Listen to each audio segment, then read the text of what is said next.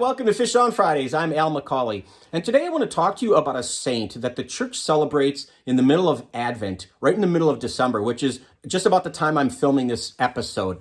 And I'm talking about Saint Lucy. Saint Lucy was born in Sicily in the year 283, and at an early age, her dad passed away. But we have to understand, when a girl was born at that point, parents would work on setting up or arranging a marriage for their daughters. And they would start accumulating wealth as a way of giving a dowry to the eventual groom. And before he passed away, he had earmarked a certain Roman official to be Lucy's husband. Well, he dies and Lucy grows. She's introduced to Christianity and she becomes very, very much enamored with Christ and the life of a Christian. And so she devotes herself to that. Her mother did not take well to that, of course, but at the insistence of Lucy, her mom and Lucy went to the tomb of Saint Agatha. Saint Agatha was a martyr in the early church as well, just before Lucy's time. And in praying in front of the tomb of Saint Agatha, Lucy's mom, who had been suffering from a lifelong illness, was instantly cured. And so Lucy's mom said, boy, this is for me. And so she devoted herself to Christianity as well. That's a great story, but the problem is, again, Lucy had already been prearranged in marriage to a nobleman, an official in the Roman Empire, who did not share her views or love of Christianity and certainly did not like that he wasn't going to marry her. And so he accused her of being a Christian in front of the governor. And she had a trial where she was asked to recant. She refused to do that. And so all kinds of tortures were visited upon her. We're told that she was attached to a stake, tied to a stake, and they tried to burn her alive, but the Holy Spirit surrounded her in such a way to render her free from any harm.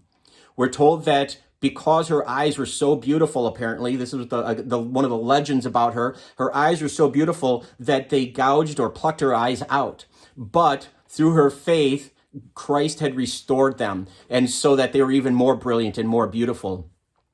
One of the other unfortunate tortures that they would visit upon young ladies is to force them into prostitution, which is, a very antiseptic way of saying that they were sexually assaulted. But again, she was rendered immovable. And so none of those tortures were sufficient or worked against St. Lucy. And so eventually what happened was they stabbed her with a sword into her neck, and that's ultimately when she perished. But because of the ordeal with her eyes, and because her name Lucy means light, she is invoked as the patron saint of people who suffer from eye ailments, any people who are blind, someone who's going through cataract surgery, any kind of eye issues. Saint Lucy is the patron saint of those people. It's also important to understand, because Lucy means light, we celebrate her feast day during the dark of winter, during December, right in the middle of Advent, to remind ourselves that ultimately she points beyond herself to the true light that's coming into the world, and that's Christ. We celebrate St. Lucy's feast on December 13th, and in Scandinavian countries in particular, that's the first of the 12 days of Christmas. And Christmas, of course, would be the 12th day.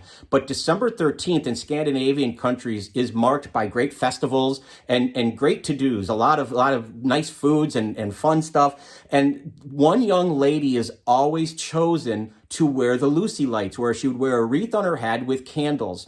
And it's still celebrated as a tradition today, again, to remind us about the light of Christ, to be the light of Christ in our own world, in a time of darkness, in our own little corner of the kingdom, to reflect that light of Christ so that the world can be a better place that accepts all people, that we are little Christs in our own time, like Lucy was.